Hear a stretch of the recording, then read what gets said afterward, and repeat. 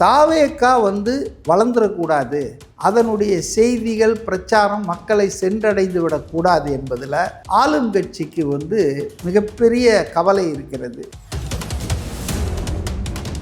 ஈரோட்டுக்கு பிறகு விஜய் அவர்களுடைய இந்த தாவேக்கோட அந்த எழுச்சி ரொம்பவே பயங்கரமாக இருக்கும்னு சொல்கிறாங்க. ஜனங்க மத்தியில் ஒரு மாற்றம் வரணுன்ற சிந்தனை மேலே ஓங்கி இருக்கு.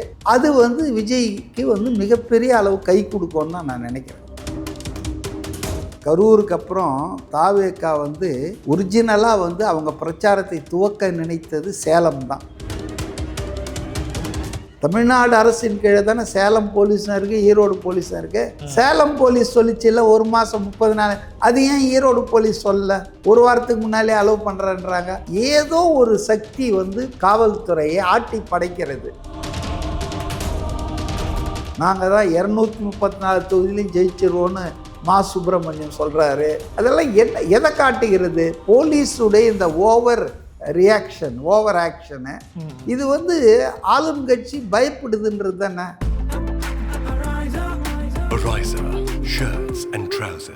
மக்களே, அன்பு வணக்கம். இன்றைய நமது சிறப்பு நேர்காணலில் நம்முடன் இருப்பவர் அரசியல் விமர்சகர் சி.கே. மதிவண்ணன் சார் அவர்கள். சார் வணக்கம். வணக்கம்.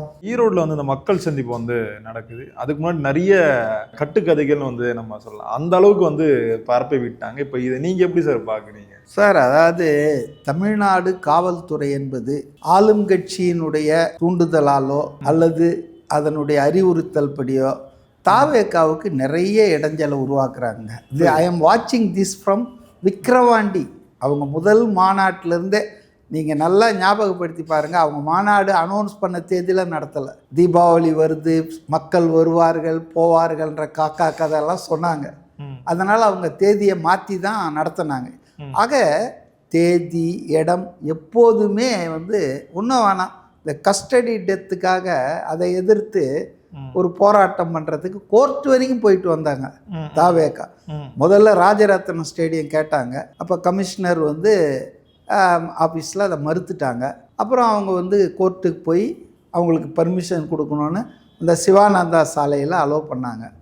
ஆனால் எந்த அளவுக்கு அதுக்குள்ளே அவங்கள பாடாப்படுத்தினாங்கன்றது நமக்கு தெரியும், சென்னையில் இருக்கிறவங்கன்ற முறையில். அதனால் ஐ திங்க் தாவேக்கா வளர்ந்துடக்கூடாது, அதனுடைய செய்திகள் பிரச்சாரம் மக்களை சென்றடைந்து விடக்கூடாது என்பதில் ஆளும் கட்சிக்கு மிகப்பெரிய கவலை இருக்கிறது. அந்த கவலையின் காரணமாகத்தான் திட்டமிட்டு அந்த கட்சி மட்டும் குறி வச்சு இன்னலுக்கு ஆளாக்கப்படுகிறது. பாருங்க, கரூருக்கு அப்புறம் தாவேக்கா ஒரிஜினலாக அவங்க பிரச்சாரத்தை துவக்க நினைத்தது சேலம் தான். சேலத்தில் அவங்க டிசம்பர் 4 பரப்புரை நடத்தணும்னு அனுமதி கேட்டாங்க. இப்போ சேலம் போலீஸ் என்ன சொல்லிச்சு? நவம்பர் மாதம் கேட்டாங்க. அப்போ என்ன சொன்னாங்கன்னா, இல்லை நீங்கள் கேட்கறது முதல் நாள் திருவண்ணாமலை கார்த்திகை தீபம், அதனால் போலீஸ்லாம் அங்கே போயிடுவாங்க. 4ஆம் தேதி முடியாது பந்தோபஸ்து. அப்புறம் 6ஆம் தேதி பாபர் மசூதி இடிப்பு தினம் இருக்கு, ஆகவே அதுக்கு நாங்கள் போலீஸ் பந்தோபஸ்து போடுவோம், ஸோ நீங்கள் வேறு தேதி கேளுங்க. நாங்கள் இவங்களும் சரி வேறு தேதி கேட்கலான்னு நினச்சிட்டு இருக்கும்போது உடனடியாக சேலம் போலீஸ் கூப்பிட்டு நீங்கள் எது கேட்டாலும் 30 நாளைக்கு முன்னால் எங்ககிட்ட அனுமதி வாங்கணும்னு புதுசாக ஒன்று சொன்னாங்க.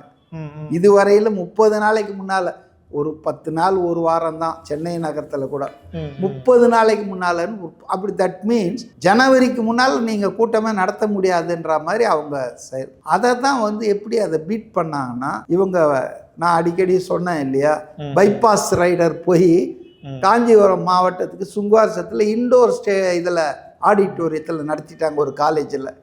அப்போ police permission is not needed, information கொடுத்தா போதும் போலீஸுக்கு. ஸோ அது மாதிரி பண்ணாங்க. இதுக்கு மாற்றாக தான் அதை பண்ணாங்க. இப்போ அதுக்கு அடுத்தது செங்கோட்டை நீங்கள் சேர்ந்த உடனும் அவருக்கு தன்னுடைய வலுவை காட்டணும்ல.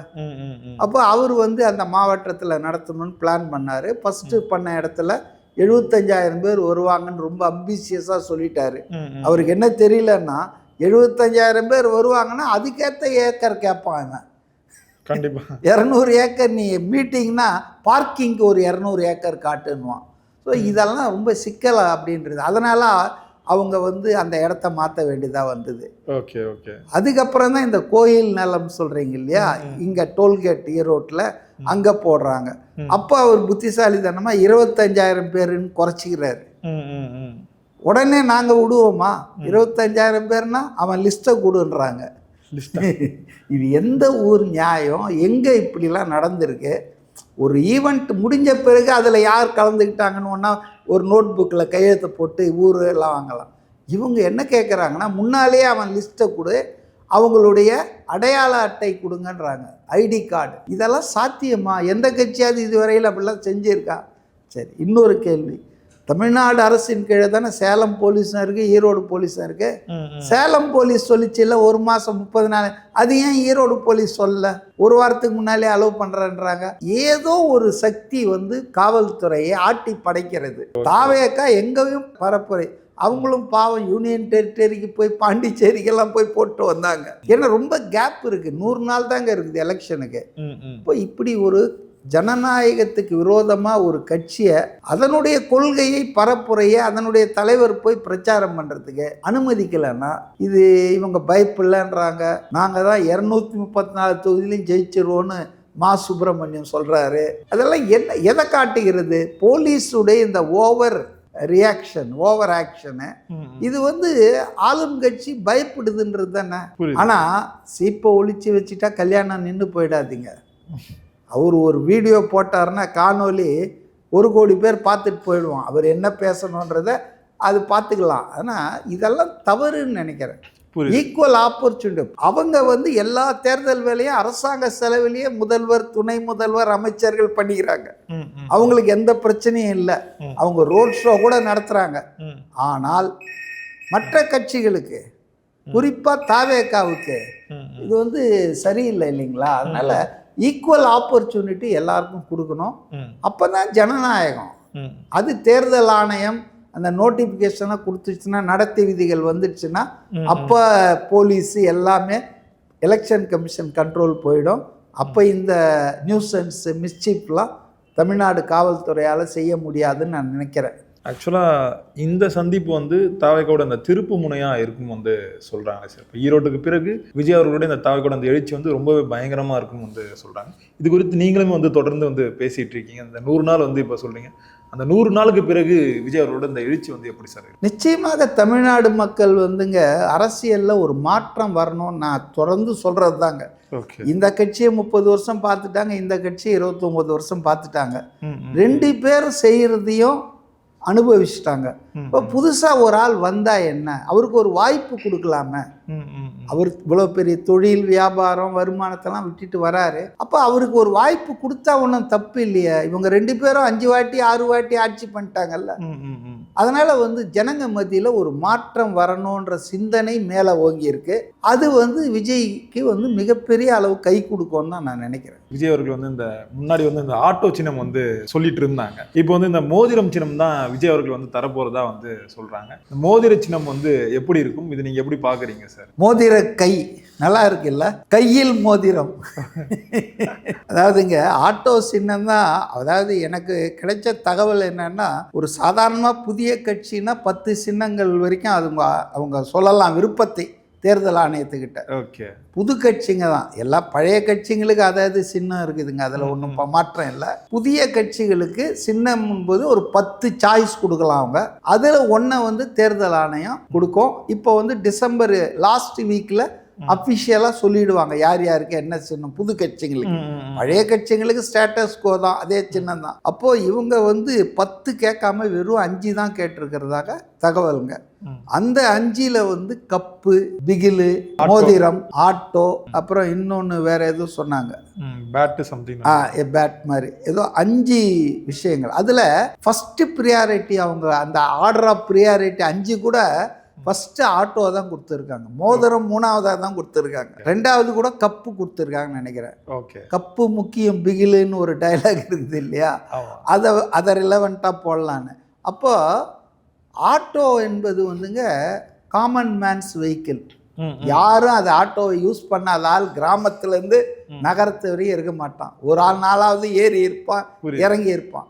ஸோ அது வந்து நல்ல சாய்ஸ் தான்.